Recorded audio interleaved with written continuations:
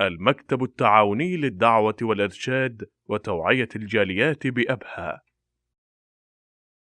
من الآثار الحميدة حسن الخلق مع الخلق. لذلك يقول ابن تيمية كلمة جميلة، يقول: العارف بالله لا يطالب ولا يعاتب، فلا يرى له حق أصلا عند أحد، لا يرى له حق، فلا يطالب أحد ولا يعاتب أحد، لا يطالبه فيما هو في المستقبل ولا يعاتبه فيما مضى من الماضي.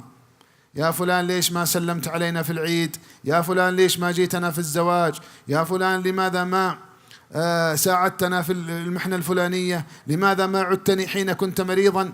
العارف بالله يسقط حقه عند الخلق فلا يعاتب أبدا.